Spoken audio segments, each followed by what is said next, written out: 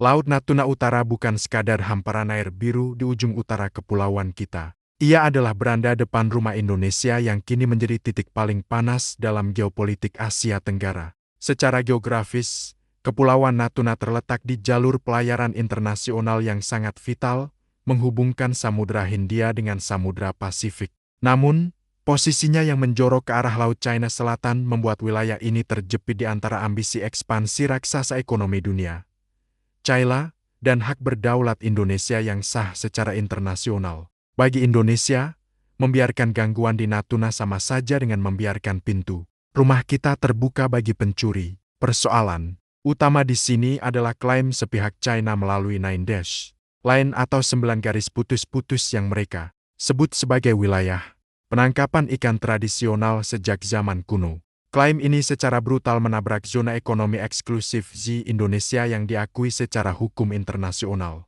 China tidak mengklaim daratan pulau-pulau di Natuna, namun mereka merasa berhak atas air dan kekayaan di bawahnya. Inilah pangkal dari segala ketegangan yang membuat kapal Coast Guard China berkali-kali masuk tanpa izin, memancing kemarahan publik Indonesia. Bagi raksasa China, penguasaan atas Laut China Selatan, termasuk area yang bersinggungan dengan Natuna, adalah masalah keamanan energi dan logistik nasional mereka. Mereka membutuhkan kendali atas jalur perdagangan ini untuk memastikan aliran minyak dan barang dari Timur Tengah tidak terputus.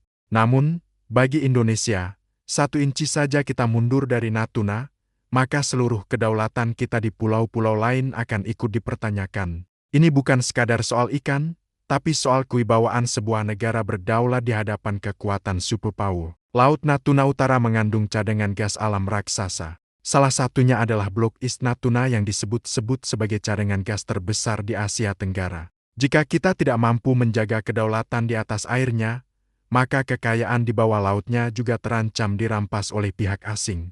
Keamanan ekonomi masa depan Indonesia bergantung pada seberapa kuat kita mempertahankan wilayah ini. Natuna adalah ujian bagi doktrin Indonesia sebagai poros maritim dunia. Tanpa Natuna yang aman, narasi besar tersebut hanyalah slogan kosong tanpa arti. Ketegangan di Natuna juga mencerminkan perlombaan pengaruh antara Amerika Serikat dan China di kawasan Indo-Pasifik.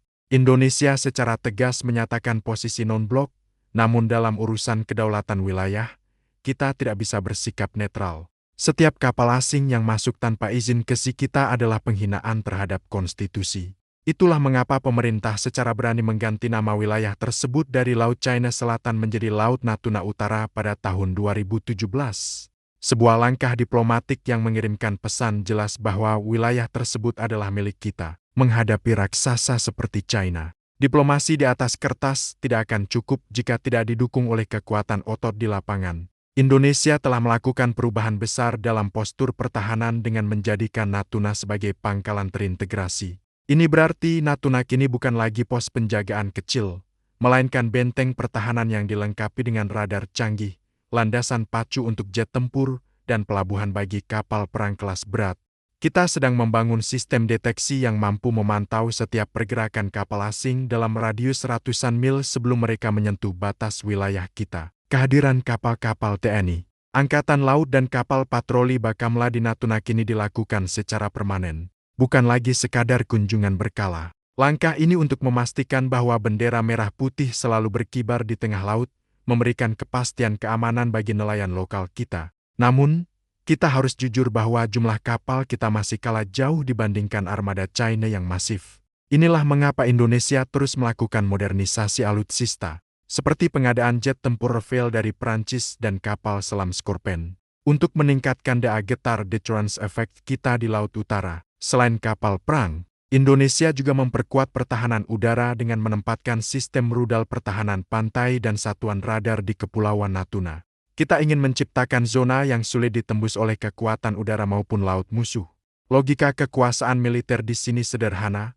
Kita tidak berniat menyerang siapapun, tapi kita ingin memastikan bahwa siapapun yang berniat mengganggu akan membayar harga yang sangat mahal. Natuna kini menjadi laboratorium bagi integrasi kekuatan TNI Angkatan Darat, Laut, dan Udara dalam satu komando terpadu. Mobilisasi nelayan lokal dari Jawa ke perairan Natuna juga merupakan bagian dari strategi pertahanan total war atau pertahanan rakyat semesta. Nelayan bukan hanya mencari ikan, Mereka adalah mata dan telinga negara yang memberikan laporan real-time jika ada aktivitas asing mencurigakan. Negara hadir dengan memberikan pengawalan bagi para nelayan ini agar mereka berani melaut hingga ke batas terluar.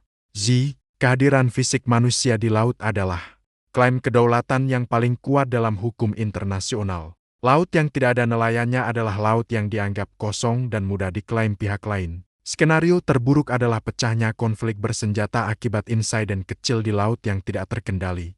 China sering menggunakan taktik grey zona, yaitu aksi provokatif yang dilakukan oleh kapal ikan atau Coast Guard mereka untuk menguji kesabaran kita tanpa harus memulai perang terbuka. Indonesia harus tetap tenang namun tegas.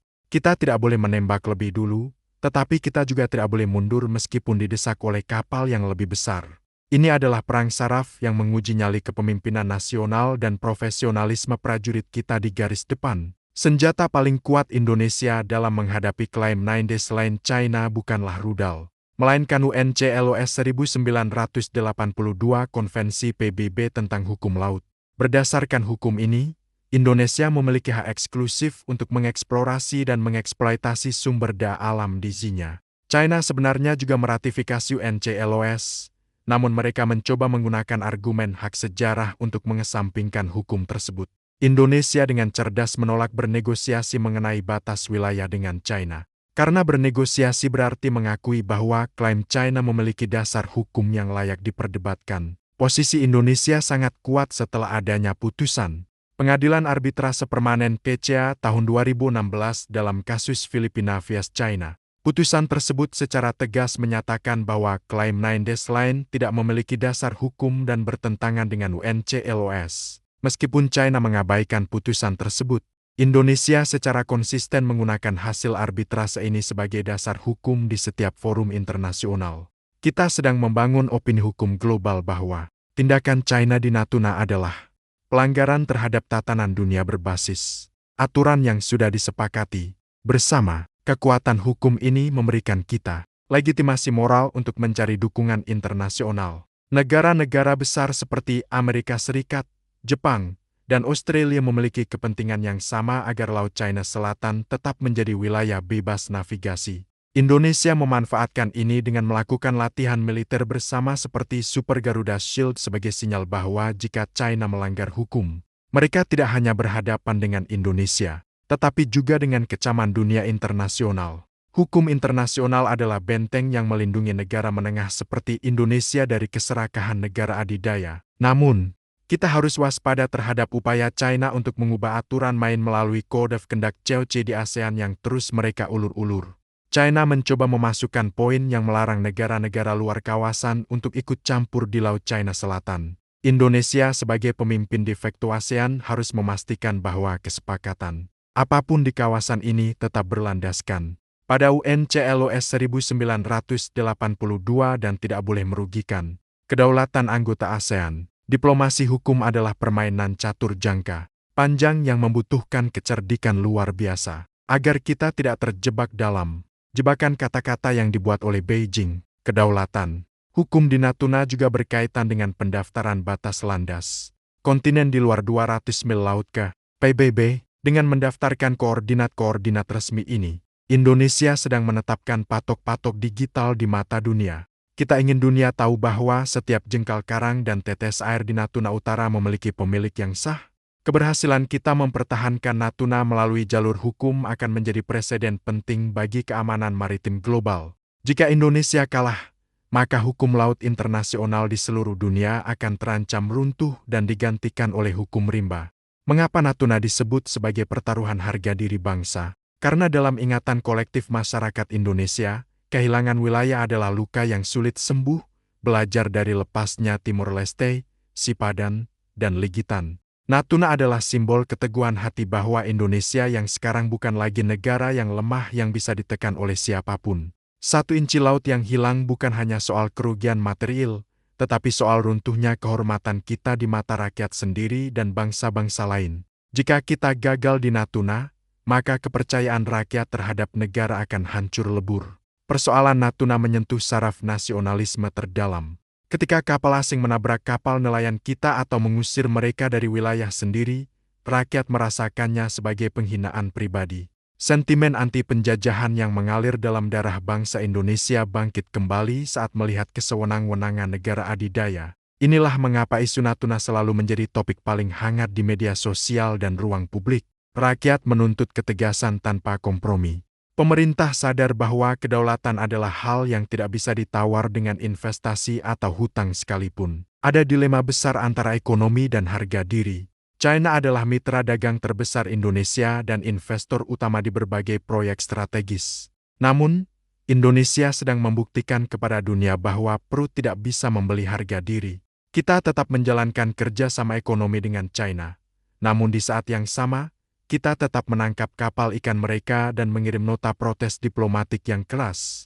Ini adalah gaya diplomasi Indonesia yang unik, tetap bersahabat di meja makan, tapi tetap teguh memegang senjata di beranda depan. Pertaruhan ini juga menentukan posisi kepemimpinan Indonesia di ASEAN. Jika Indonesia sebagai negara terbesar di Asia Tenggara saja bisa ditekan oleh China, maka negara-negara tetangga seperti Malaysia, Vietnam, dan Filipina akan kehilangan harapan untuk melawan. Indonesia harus menjadi tiang penyangga bagi kedaulatan kawasan. Dengan berdiri tegak di Natuna, kita sedang memimpin moralitas regional untuk tidak tunduk pada intimidasi kekuatan besar. Harga diri bangsa Indonesia adalah harga diri Asia Tenggara. Terakhir, Natuna adalah ujian bagi identitas kita sebagai bangsa maritim.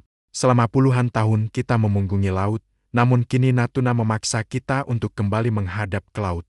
Mempertahankan Natuna berarti kita sedang membangun kembali jiwa bahari yang pernah membuat Majapahit dan Sriwijaya berjaya. Laut bukan lagi pemisah, melainkan pemersatu dan sumber kekuatan. Menjaga setiap inci air di utara adalah penghormatan kita kepada para leluhur yang telah mewariskan wilayah Nusantara yang luas ini kepada kita. Sebagai penutup pembahasan meresan kita, perjuangan menjaga Natuna adalah maraton, bukan lari cepat. China tidak akan melepaskan klaimnya dalam waktu dekat, dan Indonesia tidak akan pernah mundur selamanya. Kita harus siap menghadapi ketegangan ini selama puluhan tahun mendatang. Kunci keberhasilan kita terletak pada konsistensi dalam membangun militer, konsistensi dalam memajukan ekonomi nelayan, dan konsistensi dalam diplomasi hukum internasional. Kita harus menjadi bangsa yang tidak bisa didikte oleh rasa takut maupun iming-iming materi. Indonesia Emas 2045 tidak akan bermakna jika wilayah kita compang-camping akibat klaim asing. Natuna adalah pilar penting bagi keamanan nasional kita. Kita butuh investasi yang lebih besar pada teknologi penginderaan jauh, drone bawah laut, dan armada kapal patroli yang lebih modern untuk memastikan tidak ada celah di benteng utara kita. Generasi muda Indonesia harus melek geopolitik agar mereka paham bahwa menjaga negara bukan hanya soal menjaga perbatasan darat, tetapi juga menjaga kedaulatan di atas ombak yang ganas. Pesan Indonesia kepada China dan dunia sangat jelas, kita ingin perdamaian, kita ingin stabilitas, tetapi kita tidak akan pernah mengorbankan kedaulatan demi kedamaian semu. Hubungan baik dengan China tetap penting, namun persahabatan sejati harus didasarkan pada rasa saling menghormati batas-batas wilayah. Indonesia akan terus menjadi jembatan perdamaian di kawasan, namun jembatan itu berdiri di atas fondasi kedaulatan yang tidak bisa digoyahkan. Laut Natuna Utara akan tetap menjadi Laut Natuna Utara, selamanya bagian dari kedaulatan Republik Indonesia. Terima kasih telah menemani siaran Maraton Geonusa Jurnal selama 6 jam ini. Pembahasan tentang Benteng Natuna ini menutup rangkaian analisis geopolitik kita hari ini. Semoga diskusi kita memberikan pencerahan tentang betapa berharganya setiap inci wilayah Nusantara ini. Mari kita doakan para prajurit dan nelayan kita yang saat ini tengah berjaga di garis terdepan menghadapi ombak dan ancaman asing demi merah putih. Tetaplah kritis, tetaplah berwawasan luas, dan jangan pernah biarkan rasa nasionalisme kita padam. Indonesia adalah negara besar, dan negara besar tidak akan pernah membiarkan kehormatannya diinjak-injakan. Sampai jumpa di siaran berikutnya, tetap pantau layar Anda karena dunia sedang bergerak cepat dan kita harus selalu satu langkah di depan. Selamat malam dan merdeka!